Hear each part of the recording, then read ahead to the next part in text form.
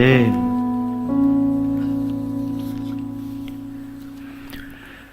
오늘 말씀의 제목은 잠시의 고난, 영원한 영광이라는 제목으로 하나님 말씀 함께 나누도록 하겠습니다. 하나님께서 그리스도인들을 통해서 불신자에게 어떤 말씀을 전하실 때 아주 특별한 방법을 사용하십니다. 전하는 사람은 잘 보이지 않고 그 안에서 역사하시는 하나님만 보일 때 복음이 강력하게 증거가 됩니다. 도저히 반박할 수 없는 논리, 그리고 도저히 반박할 수 없는 어떤 말의 완전함으로 복음을 전할 때 복음을 듣고 하나님께 나오는 사람을 많이 보지 못했어요. 저도 어렸을 때 제 학교에 배재중학교에 그게 있었어요. 그 종교부장, 제가 종교부장 이런 거를 했습니다. 근데 종교부장이니까 전도를 해야겠다고 생각해서 막 말로 배틀을 했어요. 종교 배틀.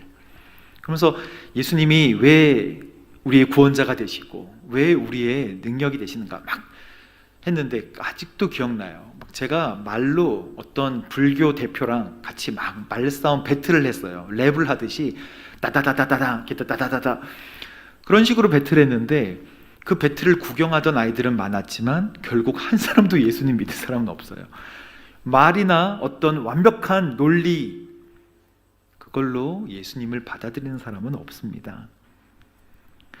바보 같고 합리적이지도 않지만 예수님께서 말씀하신 대로 살려고 할 때 복음은 전해지는 것입니다.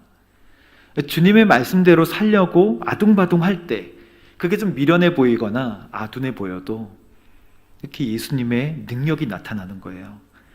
그 복음의 특별한 전달 방법을 오늘 말씀하고 계십니다.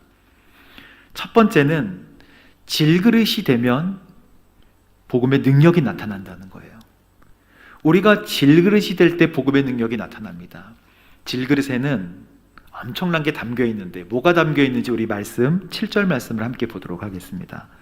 함께 읽겠습니다. 시작. 우리는 이 보배를 질그릇에 담겨 있는데 이는 능력의 지극히 큰 것이 하나님께 있고 우리에게서 난 것이 아니라는 것을 보여주려는 것입니다. 우리는 보배를 질그릇에 담고 있어요. 이 질그릇에 보배를 담고 있는데 이 보배는 길게 얘기하면 고린도후서 4장 6절에 보면 예수님의 얼굴에 비친 하나님을 아는 빛이에요. 하나님을 아는 영광이에요. 예수님의 얼굴에 나타나는 하나님을 아는 영광. 쉽게 얘기하면 하나님을 아는 지식. 더 쉽게 얘기하면 예수 그리스도입니다. 우리는 질그릇인데 이 보배를 다 가지고 있는 줄로 믿습니다. 예수님이 우리 마음속에 계시죠. 그래서 우리는 자격 없지만 구원받았죠. 근데 왜 질그릇이냐는 거예요.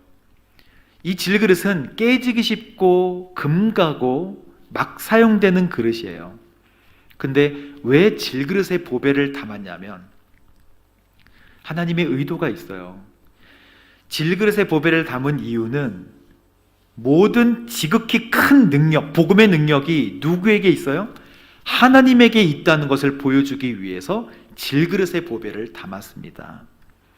그래서 이 그릇에 대한 얘기는 성경에서 굉장히 많이 나와요. 그릇. 큰 집에는 바울이 디모데에게 목회 잘해라 라고 얘기한 디모데후서에 보면 큰 집에는 금그릇도 있고 은그릇도 있고 나무그릇도 있고 질그릇도 있대요. 근데 주인이 쓰시기에 합당한 그릇이 있어요. 어떤 그릇이냐면 속 안이 깨끗하게 비워진 그릇이라고 말씀하고 있습니다. 이것은 주인이 모든 일에 쓰시기에 요긴하게 쓰여지는데 깨끗하게 비워지면 거룩하게 쓰이는 그릇이 된다는 거예요. 사랑하는 성도 여러분, 예수님을 담는 우리 그릇, 우리가 복음의 능력을 나타내려면 깨끗하게 비워져 주님을 담아야 되는 줄로 믿습니다. 하나님은 우리가 질그릇 같아야 지극히 큰 복음의 능력이 나타난다. 우리가 질그릇 같아야 지극히 큰 하나님께서 복음의 능력을 나타내시는데 그것이 하나님에게서 온 것을 보여주는 이유는 우리가 질그릇이 돼서 보여줄 때, 우리가 황금 그릇이나 멋진 그릇이면 참 좋겠지만 깨어지는 질그릇이라 하여도 그것이 복음의 능력을 나타내는 그릇이 될 때 하나님 기뻐하시는 복음이 팍팍팍팍 증거가 되어진다고 오늘 말씀하고 있어요. 오늘 이 말씀 왜 했나요? 고린도 교회에 주인 되고 싶어하는 사람이 있었기 때문에요. 고린도 교회에 내가 주인이다 하면서 바울의 사도성을 폄훼하고 내가 주인이다라고 얘기하는 사람이 있었기 때문에 그렇습니다. 그래서 바울이 우리들은 복음을 위해서 질그릇이 되었습니다. 이것은 지극히 큰 하나님의 복음의 능력을 나타내기 위한 거예요. 그래서 바울은 본인과 본인의 일행들을 이 깨어지지만, 그래서 물이 새더라도 볼품 없지만 막 사용되더라도 우리는 질그릇이다 라고 이야기하고 있습니다. 제가 교도소 사역할 때 한번 말씀드린 적이 있는데, 그 김 집사님이라고 하는 분이 1대1을 하면서 재소자에게 말씀을 전할 때 이 말이 너무 어눌했다고 말씀드렸죠. 하나님의 말씀은 하나님이 이렇습니다 라고 잘 전해야 되는데 하나님은 뭐 이러면서 말이 너무 어눌한 거예요. 그래서 복음이 증거가 잘 안 돼요. 이 양육을 받던 제소자도 컴플레인을 했어요. 뭐냐고, 지루하다고, 왜 나이 드신 분 좀 이렇게 젊은 사람 없냐고 이러면서 저희한테 컴플레인 했는데 그냥 꾸준히 가셨어요. 근데 1대2로 양육을 받는데 한 사람이 이제 면회를 가서 이 불평하던 사람과 집사님과 1대1로 이야기를 하게 될 때 솔직한 마음을 이제 고백을 하는 거예요. 아니 왜 처음에는 막 불평불만이 많았는데 아니 왜 자꾸 이렇게 하루 종일을 허비하면서 저한테 오십니까? 왜 오시는 거예요? 꾸준히 바보 같지만 어눌하지만 꾸준히 찾아가는 그 모습에 이 청년이 마음이 열렸어요. 복음의 어떤 날카로운 복음에 정말 칼로 자르는 듯한 그런 하나님의 복음을 난도질하듯이 선포하진 않았지만 그 마음에 예수님의 사랑이 그냥 스며든 거예요. 질그릇이 된 거예요. 볼품 없는 그릇이지만 하나님의 보배로운 그 복음, 예수 그리스도를 담는 그릇이 됐을 때 복음이 능력 있게 증거가 되는 거예요. 사랑하는 성도 여러분, 저는 하나님의 복음이 능력 있게 전파되기 위해서 여러분들이 질그릇 되기를 주저하지 않으셨으면 좋겠습니다. 낮아져야, 그리고 없어져야, 깨져야 복음이 보여지는 거예요. 우리가 연약한 질그릇이 될 때 맞이하게 되는 질그릇의 모습을 8절과 9절이 잘 설명하고 있습니다. 함께 읽어보도록 하겠습니다. 8절과 9절 말씀 시작. 그러므로 우리는 사방으로 환난을 당해도 절망하지 않고 낙심하지 않습니다. 핍박을 당해도 버림받지 않고 넘어뜨림을 당해도 망하지 않습니다. 이것은 질그릇의 상태예요. 이 질그릇이 어떤 상태냐는 것을 보여주는 것입니다. 이 말씀은 우리가 좋아하는 말씀이죠. 사방으로 우겨싸임을 당해도, 그리고 답답한 일을 당해도, 때로는 넘어짐을 당해도 주께서는 무조건 지켜주신다 로 해석을 하지만 그런 말씀이 아니죠. 다른 사람들보다 바울이 자랑할 것이 많았어요. 그렇죠? 근데 이제는 나의 보배가 되신 예수님을 위해, 하나님의 영광을 위해, 복음을 위해 나를 낮출 때 받게 되는 고난이에요. 내가 질그릇이 될 때 받게 되는 고난을 이렇게 설명해요. 환난, 답답한 일, 그리고 핍박, 넘어짐. 나는 없어지고 예수로 사는 삶을 사니까 환난과 핍박이 있다는 거예요. 그런데 환난과 핍박이 있는데 이상하게 복음의 능력은 더 커지더라는 것입니다. 그리스도인들에게 환난과 핍박, 답답한 일과 넘어뜨림이 오지 않는다고 이야기하는 말씀이 아니에요. 와요. 환난과 핍박과 답답함과 넘어짐이 오지만 절망하지 않고 낙심하지도 않고 버림받지도 않고 망하지도 않는다고 말씀하고 있습니다. 우리 예수 믿고 복 받기 원하잖아요. 예수 믿고 건강하고 잘 살기를 원해요. 근데 이런 것들이 안 오면 좋겠는데, 환난과 핍박과 절망과 넘어짐 같은 것들이 안 오면 좋겠는데 이거 왜 오는 걸까요? 요한복음 15장에 보면 예수님께서 왜 이게 오는지에 대해서 설명하고 계십니다. 함께 읽어보겠습니다. 만일 세상이 너희를 미워하거든 너희보다 먼저 나를 미워했다는 것을 알아라. 만일 너희가 세상에 속해 있다면 세상이 너희를 자기 것으로 알고 사랑하겠지. 그러나 너희는 세상에 속해 있지 않고 내가 세상에서 너희를 택했으므로 세상이 너희를 어떻게 한다? 미워한다. 그래서 오는 것입니다. 사랑하는 성도 여러분, 우리는 지금 믿음의 경주를 하고 있어요. 믿음의 경주는 치열하게 해야 되는 거예요. 끝난 게 아니에요. 그래서 지상에 있는 교회를 전투하는 교회라고 하지 않습니까? 천상의 우리 믿음의 선배님들의 교회를 승리의 교회, 천상의 교회라고 합니다. 그리스도인은 세상 사람들과 근본적으로 다른 가치관을 가지고 있어요. 우리는 하나님이 기준이잖아요.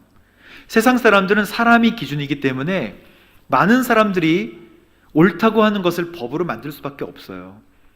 하지만 저희는 성경이 죄라고 하는 것을 죄라고 얘기하고 성경 말씀에 하나님이 아니라고 하는 것을 아니라고 하기 때문에 근본적으로 세상과는 평행선을 그을 수밖에 없습니다. 다른 가치관을 가지고 있어요. 결국에는 세상과 부딪힐 수밖에 없습니다. 그래서 고난이 있을 수밖에 없어요. 바울의 고난은 그럼 뭘까요? 바울이 얼마나 많은 고난을 당했나요? 고린도서 11장에 바울이 당했던 고난들을 이렇게 설명하고 있습니다. 바울이 자기가 쑥스러워하면서 이렇게 얘기해요. 제가 감히 자랑을 한다면 제 고난에 대해서 자랑하고 싶습니다. 이거는 엄청난, 자랑하면 자기 스펙에 대해서 좀 얘기할 수 있을 것 같은데, 감히 자랑을 한다면 저의 고난에 대해서 좀 자랑하고 싶습니다. 저는 수고도 하고 매도 맞았습니다. 죽을 고비도 넘겼고 40에 하나 감한 매를 5번이나 맞고, 40 이상 맞으면 보통 사람들이 죽기 쉬운 거예요. 그래서 40에 하나 감한 매, 그러니까 죽을 만큼 맞는 것이죠. 3번 채찍에, 그리고 돌로 맞고 파선당했고요. 강의 위험, 동족의 위험, 이방 사람의 위험, 형제의 위험, 추위와 배고픔과 헐벗음을 뭐 한다고요? 자랑합니다. 근데 이와는 별도로 나의 고민과 고통이 있는데 그것은 곧 내가 교회를 위해 염려하는 거래요. 바울은 잠깐의 고난 있지만 영원한 영광을 보고 좀 다른 가치관을 가지고 있었어요. 지금 있는 고난만 볼 때는 힘들지만 엄청난 게 기다리고 있는 거예요. 뭘 본 거예요. 고난이 왜 안 힘들겠어요? 근데 본 거예요. 영원한 것을 본 거예요. 영원한 삶을 목표로 하지 않는 사람의 삶과 영원한 것을 보고 사는 사람의 삶은 다릅니다. 그래서 성령께서 바울에게 그 밀레도 항에서 이제 마지막 예루살렘에 가면 잡혀서 죽는데, 감옥에 갇히는데 성령께서 나에게 그렇게 얘기를 해주시지만 나의 달려갈 길과 주 예수께 받은 사명, 곧 하나님의 은혜의 복음을 증거하는 일에는 나의 생명을 조금도 귀한 것으로 여기지 아니하노라. 생명에 초점을 맞췄다면 그렇게 행동해서는 안 되는 것인데요, 생명보다 더 큰 것이, 고난보다 더 큰 것이 있어요. 그리고 봤어요. 그러니까 영원한 삶에 투자를 하는 것입니다. 전 세계 그리스도인의 박해는 점점 더 강해집니다. 전 세계에서 매일 평균 10명의 크리스찬이 그 믿음 때문에 살해를 당하고 있어요. 믿음을 지켜내느라 명예살인을 당하고 있습니다. 인도나 방글라데시, 베트남, 예멘, 그리고 수단, 코로나19로 인한 식량 지원은 공평해야 되는데 크리스찬이라고 배제당했어요. 그런 나라입니다. 스리랑카에서는 코로나를 이유로 그리스도인의 집을 방문하고 생산 활동을 강제로 조사를 해요. 월드 워치 리스트에서는 정부들이 코로나19를 이유로 공식적인 채널을 통해서 크리스찬 박해를 정당화하는 것들을 많이 보인다고 합니다. 중국은 디지털 기술을 이용해서 크리스찬들을 추적하고 있어요. 그리고 신앙 생활을 감시하고 있습니다. 사랑하는 성도 여러분, 이것이 다 연약한 질그릇 같은 모습 아니겠습니까? 박해에 초점을 맞추면 우리가 할 말이 많죠. 하지만 우리는 복음이 만방에 그리고 밝게 빛나기 위해서 그 복음을 바치는 질그릇으로 쓰임받게 되기를 주님의 이름으로 축복합니다. 복음은 우리의 약해지는 것, 깨어짐으로부터 나오는 것이라고 주님께서 우리에게 말씀하고 계세요. 연약한 질그릇이지만 복음의 능력을 담는 저희들이 되시기를 주님의 이름으로 축복합니다. 두 번째는 죽으면 예수님의 생명이 우리 몸에 나타난다는 것입니다. 죽으면. 여러분, 죽으면 다 끝나는 거잖아요. 죽으면 끝이에요. 죽으면 더 이상 할 수 있는 게 없고 잃어버리는 게 많다고 생각하죠. 근데 죽으면 잃어버리는 것들에 초점을 맞추면 우리는 영원한 것에 초점을 맞추는 삶이 아니죠. 10절과 11절 말씀을 함께 읽어보겠습니다. 시작. 우리는 항상 예수의 죽으심을 몸에 짊어지고 다닙니다. 이는 예수의 생명 또한 우리 죽을 몸에 나타나게 하려는 것입니다. 우리 살아있는 사람들이 항상 예수 때문에 죽음에 넘겨지는 것은 예수의 생명 또한 우리 죽을 육체 안에 나타나게 하려는 것입니다. 바울이 예수님의 죽으심을 몸에 짊어진다 라고 하는 것은요, 그가 예수님과 함께 죽었기 때문이에요. 이 죽으려고 한다가 아니고 죽었어요. 내가 그리스도와 함께 십자가에 못 박혔나니 그런즉 이제는 내가 산 것이 아니요 내 안에 누가 살아요? 예수님이 살아요. 이제 내가 사는 것은 나를 사랑하사 나를 위하여 십자가를 지신 자기 아들을 버리신 하나님의 아들을 믿는 믿음 안에서 사는 것이다. 제2의 인생을 그냥 사는 것입니다. 한국교회 우리 초대교회에 김익두라는 아주 유명한 깡패가 있었어요. 김익두. 술로 방탕한 삶을 살았는데요. 처음에는 좋았는데 나중에 망가졌어요. 많은 사람들이 그를 피했습니다. 아주 망나니예요, 망나니. 그런데 서양 여자 선교사님, 스왈렌 선교사님이 예수 믿고 천당 갑시다 라고 하면서 전도지를 나눠줬어요. 그 전도지를 받아들고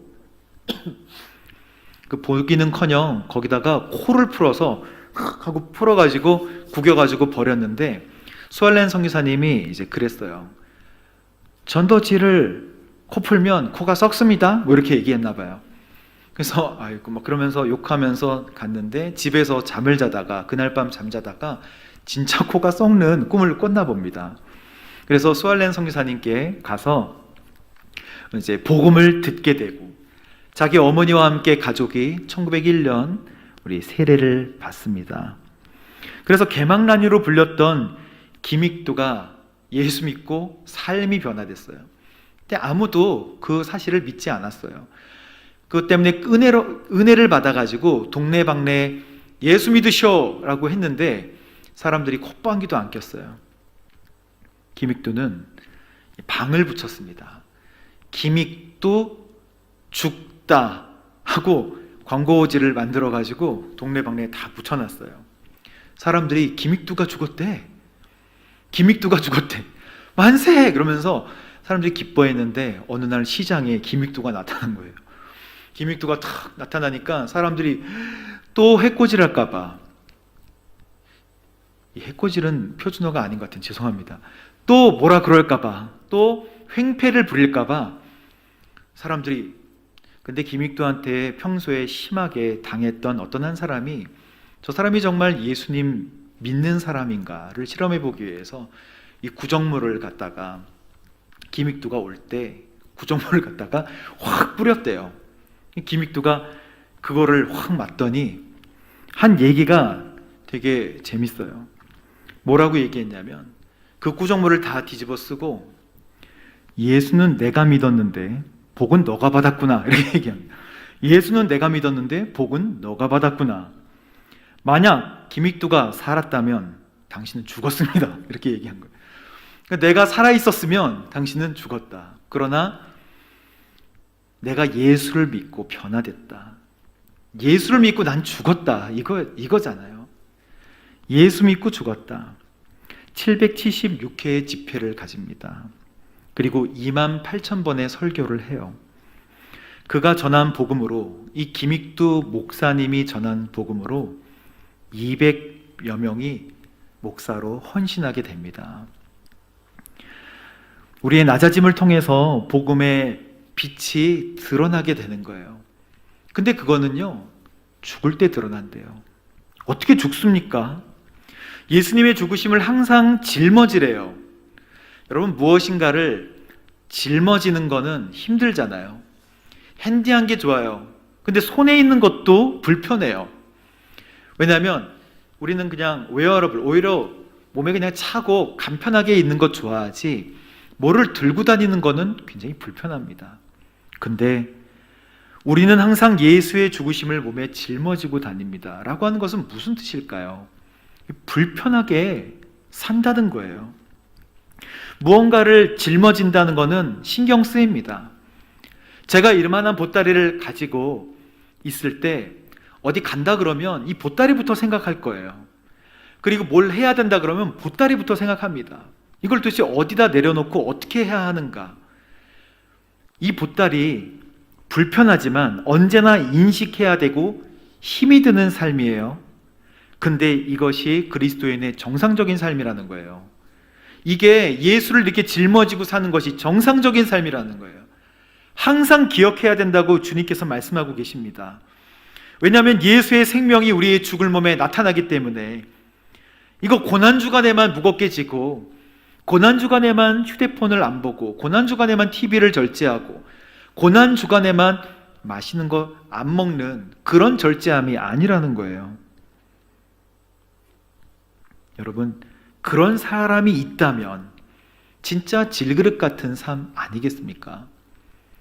제가 예전에 유튜브를 보다가 강아지가 한 마리 나왔는데 1,400만 뷰가 있는 어떤 한 강아지 이야기를 보게 됐어요. 얼마나 눈물을 많이 흘렸는지 여기 눈이, 여기가 이렇게 검해요. 눈 밑이 삐에로 같이. 근데 이 강아지가 진돌이에요. 아마 지금은 살아있는지 모르겠어요. 2년 동안 매일 같은 동네를 돌아요. 근데 이 강아지가 왜 사람들 입에 그리고 영상에 감동을 주냐면, 늘 같이 산책을 하던 할머니가 계셨는데 할머니가 어느 날 갑자기 돌아가신 거예요. 그래서 장례식에 와서 같이 꾸벅꾸벅 할머니 영정사진을 보고 사람들 말로는 눈물을 흘렸다 그래요. 근데 비가 오나 눈이 오나 매일 할머니와 갔던 방앗간, 할머니와 함께 다녔던 시장, 할머니와 함께 갔던 절, 할머니와 함께 갔던 친구 집, 여기를 배회하는 거예요. 할머니가 왜 없나? 할머니 있나? 근데 이 강아지가 쏜살같이 달리는 강아지도 아니에요. 어린아이도 잡을 수 있을 만큼 터벅터벅 걷는, 그리고 털도 윤기가 없어요. 지저분합니다. 잡기에도 거북한 강아지예요. 그런데 존귀해 보이는 거예요. 근데 이걸 보면 눈물이 나요. 이 강아지를 보면 마음이 뭉클해져요. 왜 그렇습니까? 이 강아지가 기억하기 때문이에요. 그리고 이 강아지의 등에 할머니가 있어요. 할머니를 붙잡고 있는 거예요. 아, 내가 할머니가 죄인이었지만 이제 난 자유롭다 했으면 이 강아지는 많은 사람들에게 그렇게 눈물을 주지 않았을 거예요. 그냥 강아지였겠죠. 하지만 매일매일 그가 가는 길, 사람들이 보면서 아이고, 뭐가 왜 아이고예요? 왜 아이고 합니까? 네가 할머니를 지고 있구나. 할머니를 모시고 있구나. 할머니를 기억하고 있구나. 그거 아니겠습니까? 그래서 하찮은 개 한 마리일 수 있지만 고귀한 것입니다. 주님께서 세상에서 살아가는 우리가 예수님을 업고 다닐 때, 그의 죽으심을 업고 다닐 때 주님께서 뭐라 그러실까요? 아, 왜 업어? 이럴까요? 네가 나를 계속 기억하고 네가 나를 생각하며 나를 힘들게 업고 다니는구나 라고 눈물 흘리지 않겠습니까? 바울이 제2의 삶을 살았던 이유는 뭐예요? 바울이 다메섹 도상에서 예수 믿는 사람들을 잡으러 가던 길에 주님을 만났어요. 그래서 주님이 말씀하십니다. 왜 나를 핍박하느냐? 나는 네가 핍박하는 예수다. 깜짝 놀라죠. 내 믿음 생활이 완전히 무너진 거예요. 그리고 3일 동안 식음을 전폐하는데 주님께서 그에게 말씀하셨던 것을 짐작해 볼 수 있어요. 아나니아의 이야기를 통해서 뭐라고 말씀하시냐면, 아나니아야, 바울은 내 이름을 위해 그가 얼마나 많은 고난을 당해야 될지 내가 이제 그에게 보여줄 것이다. 바울이 주님을 만나고 이제 그 집가라는 거리에 한 집에서 기도를 하고 있었는데 주께서 말씀하시는 거예요. 바울아, 바울아, 내가 이제 얼마나 많은 고난을 너에게 줄 것인데, 그러나 영원한 삶을 위해 그 고난을 달게 받아라. 그런 확신이 없었으면 바울은 어떻게 복음을 잠시의 고난이라고 이야기할 수 있었을까요? 말만 바꾸면 대접받으면서 그냥 살아갈 수 있을 텐데, 진리가 아닌 것에 목숨을 걸지 않고 진리인 것에 목숨을 거는 사람이 됐다는 것입니다. 그래서 마땅히 질그릇의 삶도 깨어지는 삶이지만 기쁘게 살아냈다는 것이죠. 세 번째, 성도는 영원한 영광을 사모합니다. 성도, 우리 12절과 12절 한번 말씀 읽어보도록 하겠습니다. 시작. 그러므로 죽음은 우리 안에서 역사하고 여러분 안에서 역사합니다. 17절, 18절 한번 읽어보겠습니다. 시작. 우리가 잠시 당하는 가벼운 고난은 그것 모두를 능가하고도 남을 영원한 영광을 우리에게 이루어 줄 것입니다. 우리가 주목하는 것은 보이는 것들이 아니라 보이지 않는 것들입니다. 보이는 것들은 잠깐이나 보이지 않는 것들은 영원하기 때문입니다. 사랑하는 성도 여러분, 우리가 오늘 만약에 하늘나라에 간다면 우리가 소중하게 생각하고 있던 것들을 다 잃어버렸다라고 한다면 우리는 세상에 90% 이상을 투자하는 것일 거예요. 근데 영원한 삶이 있고 주님께서 우리를 기다리신다는 것을 보는 사람은 이게 있어도 주님을 바라보고 우리의 삶의 초점을 다시 맞춘다는 것이죠. 생명이 살아나는, 생명이 역사하는 삶을 살아가게 된다는 것입니다. 하나님께서 생명을 전하는 방법은 굉장히 독특하세요. 환난과 답답함, 핍박, 그리고 넘어짐으로 죽지만 생명으로 퍼져나가게 만들어주세요. 예수님을 믿는 사람들은 많아요. 근데 예수님 위해서 죽는 사람들은 거의 없어요. 주님을 믿고 잘 살아가려고 하는 마음은 좋지만 주님을 위해서 죽는 사람 많지 않아요. 근데 마지막 때에 주님께서 우리를 말씀대로 사용하기를 원하십니다. 썩어져야 되는 거예요. 요한복음 12장에 예수님께서 이제 입성하실 때 영광을 받으십니다. 종려나무 가지를 막 흔들면서 호산나 그러면서 영광을 받으세요. 근데 예수님께서 그날 저녁에 제자들에게 이렇게 말씀하세요. 인자가 영광 받아야 될 때가 왔다. 이렇게 말씀하십니다. 내가 영광을 받아야 될 때가 왔다. 무슨 뜻이냐면 내가 죽어야 될 때가 왔다. 이거예요. 예수님께서 그리고 제자들에게 그 다음에 이 말씀을 하시면서 하신 말씀이 바로 요한복음 12장 24절 말씀입니다. 함께 볼까요? 내가 진실로 진실로 너희에게 말한다. 밀알 하나가 땅에 떨어져 죽지 않으면 한 알 그대로 있고 죽으면 많은 열매를 맺지. 자기 생명을 사랑하는 사람은 잃을 것이요 이 세상에서 자기 생명을 미워하는 사람은 영원히 그 생명을 보존하게 될 거야. 누구든지 나를 섬기려면 나를 따라야 돼. 내가 있는 곳에 나를 섬기는 사람도 함께 있을 거야. 누구든지 나를 섬기면 내 아버지께서 그를 귀하게 여기실 것이다. 사랑하는 성도 여러분, 하나님께서 이제 많은 사람들을 이 고통의 때가 지나면 더 큰 환난이 오고 많은 사람들을 주께로 인도하실 때가 올 것입니다. 우리가 예수로 말미암아 사는 삶을 연습하고 살지 않으면 마지막 때를 준비하기가 어렵습니다. 영원한 천국은요, 모든 것을 팔고서라도 살만한 가치 있는 것이에요. 모든 것을 희생해서라도 가져야 된다고, 모든 것을 버려서라도 취해야 된다고 마태복음 13장에 말씀하셨어요. 천국에 대한 비유 아니겠습니까? 천국은 다 품는 그물과 같다 그랬어요. 다 품습니다. 하지만 하나님께서는 이 천국을 모두가 다 가지지 못한다고 말씀하고 계세요. 분명히 천국에 들어가지 못하는 사람들이 있어요. 그 영광을 바라보는 천국은 비밀에 감춰진 거예요. 보는 눈이 있는 사람만 보는 것입니다. 사람들은 이 보배를 가지려고 자기의 소중한 것을 팔지 않아요. 사람들은 이 보배를 가지려고 희생이나 헌신하지도 않습니다. 예수 믿고 모든 것을 다 가지고 모든 것을 다 가진 채로 하늘나라에 들어가는 것을 주께서 말씀하시지 않으셨습니다. 생명을 위해 살아가는 방법을 각자에게 말씀해 주실 거예요. 히브리서 11장에는 그렇게 살았던 믿음의 선배님들의 이야기가 많이 나와 있는데 16명, 믿음의 16이죠.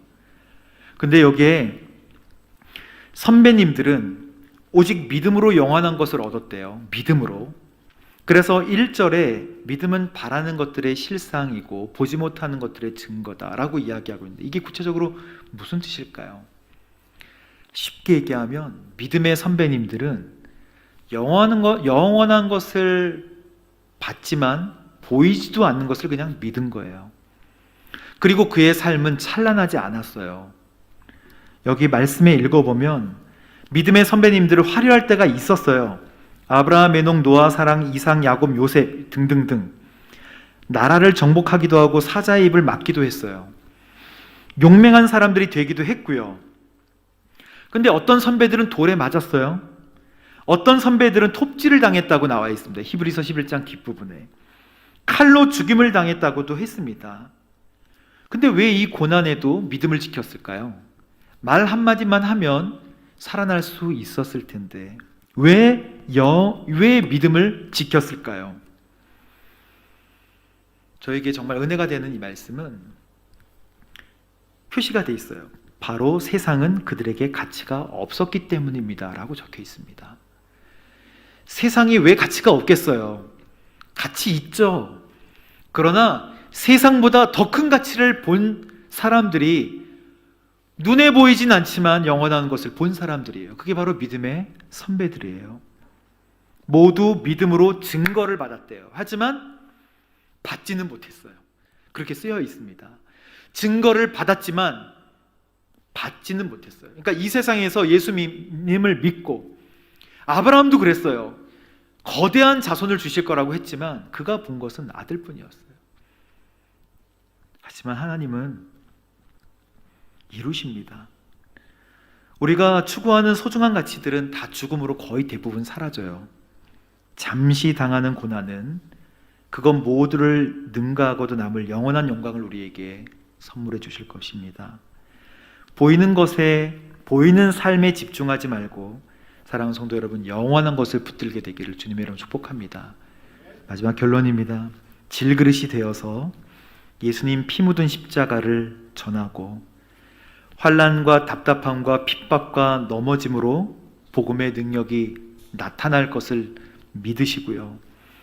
우리의 죽음과 낮아짐으로 예수님의 생명이 전해지게 되기를, 영원한 영광을 보시게 되기를 주님의 이름 축복합니다.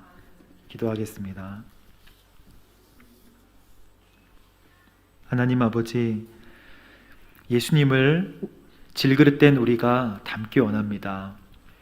때로는 깨지고 연약하고 부서지는 그릇이라 할지라도 하나님, 환난과 핍박이 그런 질그릇 우리 몸에 올지라도 주님의 복음이 생명력있게 전해지는 것을 믿습니다.